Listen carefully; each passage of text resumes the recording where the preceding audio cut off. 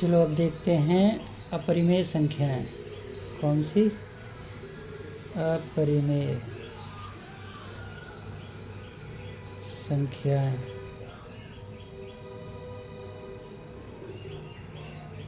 अपरिमेय संख्याएं जैसे p/q के रूप में लिख तो सकते हैं, लेकिन एक्यूरेसी इसकी 100% नहीं होगी।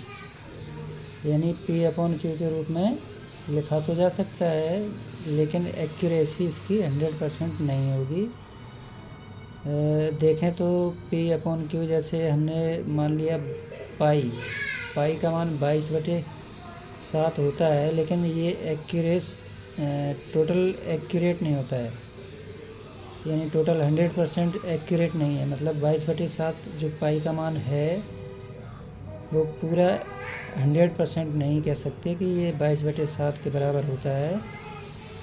ठीक है, ये अपरिमेय संख्या है पाई। और देखें तो √2, √3, √5, √4 मैंने क्यों नहीं लिया, क्योंकि इसको तो हम लिख सकते हैं 2 के बराबर, जो कि एक्यूरेसी इसकी 100% है। ठीक है, तो ये अपरिमेय संख्या नहीं कहेंगे, लेकिन ये अपरिमेय संख्या है, ये भी अपरिमेय संख्या है, ये भी अपरिमेय संख्या है। ठीक है, और ये पाई जिसको हम 22/7 लिखते हैं, ये भी अपरिमेय संख्या है। और भी कई एग्जाम्पल हैं, जैसे 5 की घात 1/3, यानी इसको हम लिख सकते हैं, इस तरीके से भी लिख सकते हैं, ऐसा। तो ये भी एक अपरिमेय संख्या है। ठीक है, संख्या रेखा पर व्यक्त करने के लिए कई तरीके हैं। कई तरीके तो नहीं कह सकते हैं, एक ही तरीका है जिसके द्वारा हम व्यक्त कर सकते हैं। कोई एक एग्जाम्पल देखते हैं। संख्या रेखा पर √13 को हम व्यक्त करें। संख्या रेखा पर ये है संख्या रेखा, और ये हमने मान लिया मूल बिंदु O है, और यहाँ से 1 2 1 2 3 4 5 इस तरीके से लिख सकते हैं। ठीक है, इसको हम लिख सकते हैं 9 + 4, 9 और 4 13 होते हैं। इसको हम पाइथागोरस थ्योरम के अकॉर्डिंग लिख देते हैं। 9 को लिख दिया हमने 3 का स्क्वायर, और 4 को लिख दिया 2 का स्क्वायर। तो 3 और 2, यहाँ पर ये है 3, यहाँ से यहाँ तक 3, ये हो गया। और इसी प्रकार से ऊपर की ओर 2 और लिख दें, 1 2, ऐसा। यानी ये डिस्टेंस और ये डिस्टेंस बराबर है, मान लिया हमने यहाँ पे। तो यहाँ से 1 ये और 1 ये 2, तो हम इसको हम इस प्रकार से बना दें, तो हमारा √13 ये होगा पाइथागोरस प्रमेय के अकॉर्डिंग। जैसे ये 1 है इतना, और यहाँ से टोटल लेंथ कितनी है 2। ठीक है, और ये टोटल यहाँ से यहाँ तक ये लेंथ है 3, तो 3 ये हो गई और 2 ये हो गई। तो पाइथागोरस प्रमेय के अनुसार ये वाली कितनी होगी, √13, क्योंकि इसमें ओ इसको माना, इसको मान लिया A और इसको मान लिया B। तो OA² + AB² बराबर हो जाएगा OB²। तो OB को हम लिख सकते हैं √OA² + AB²। OA का मतलब है 3 का स्क्वायर लिख सकते हैं इसको। और AB का मतलब है, ये है AB का मतलब 2 का स्क्वायर और स्क्वायर रूट, ये हो गया OB। और OB का मतलब हमने माना था ये 13। यहाँ पर 13 को हमने लिखा था 9 + 4, 9 को लिखा था 3 का स्क्वायर, 4 को लिखा था 2 का स्क्वायर। तो हम इस प्रकार से OB को हम लिख सकते हैं 13 का रूट, स्क्वायर रूट ऑफ 13। तो हम एक छोटा सा एग्जाम्पल ले रहे हैं क्योंकि और भी कई प्रकार की संख्याएं आ जाएंगी, जैसे ये है। तो इन सारी संख्याओं को हल करने में थोड़ा प्रॉब्लम होगी, समस्या होगी, हल करने में दिक्कत होगी।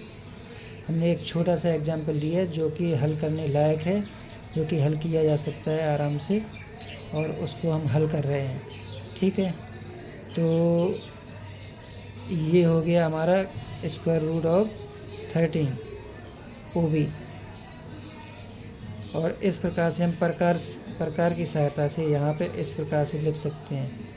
ये डॉट डॉट डॉट डॉट, ये पटरी और प्रकार की सहायता से इस प्रकार से गोलाई में आएगा घूम के। ये यहाँ पर, यहाँ कहीं पे कट लगेगा, कट का निशान लगेगा, तो ये क्या हो जाएगा 3 पॉइंट समथिंग हो जाएगा। ये भी क्या हो जाएगा 3 पॉइंट समथिंग कोई संख्या आ जाएगी जो कि 13 का स्क्वायर रूट के बराबर होगी। ओके, तो ये अपरिमेय संख्या ये भी होगी, इसको हम परिमेय संख्या नहीं कहेंगे। भिन्नात्मक रूप में तो लिख सकते हैं, लेकिन वास्तविकता में ये उस भिन्नात्मक रूप के बराबर नहीं होगी। एक्यूरेसी उसकी 100% नहीं होगी, मतलब उसकी एक्यूरेसी थोड़ा बहुत डिसबैलेंस रहेगी। इसलिए ये संख्याएं क्या कहलाती हैं, अपरिमेय संख्याएं कहलाती हैं।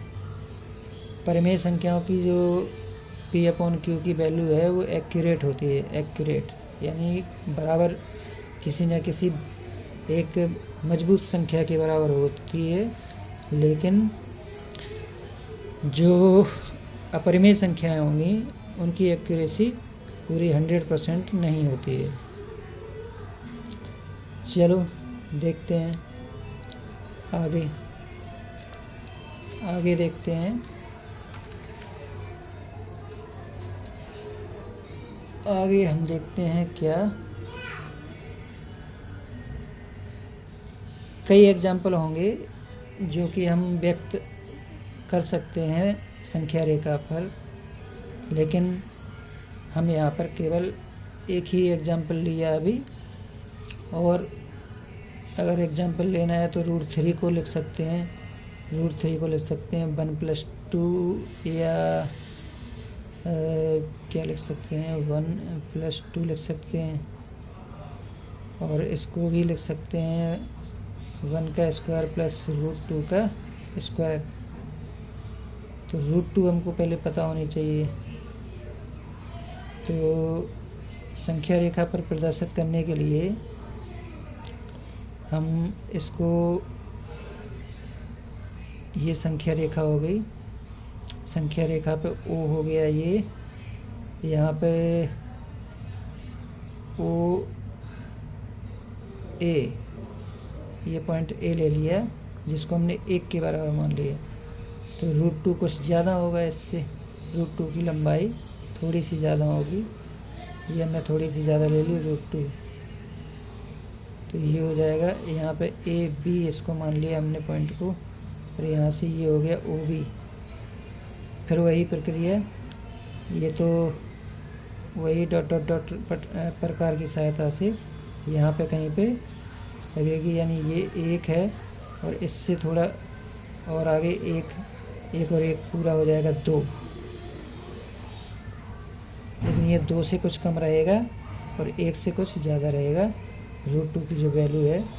यानी कि ये √2 की बात नहीं कर रहे हैं, √3 की बात कर रहे हैं। √3 कितना हो जाएगा 1.7 समथिंग हो जाएगा, यानी कि ये हमको √3 मिल जाएगा यहाँ से √3। ठीक है, ये है पाइथागोरस थ्योरम के अकॉर्डिंग। यहाँ पर हमने इसको इस प्रकार से लिख दिया, 1 प्लस समथिंग लिख सकते हैं। तो वही एग्जाम्पल हमने दूसरे तरीके से एक एग्जाम्पल ले लिया जिसमें √3 के बराबर हमको फाइंड करना था। ये केवल यहाँ पर पाइथागोरस थ्योरम ही लागू नहीं होगी, इसमें और भी कई संख्याएं आ जाएंगी जिसको हम ज्ञात करने में समस्या आएगी। इसलिए केवल 2 एग्जाम्पल ही काफ़ी हैं। ठीक है, धन्यवाद। वीडियो को लाइक हो सके तो कर देना, अगर पसंद आ रहा हो तो शेयर कर देना, सब्सक्राइब भी कर लेना चैनल को। और भी अच्छी गणित की समस्याएं हल करने के लिए अभी देखिए आगे क्या होता है।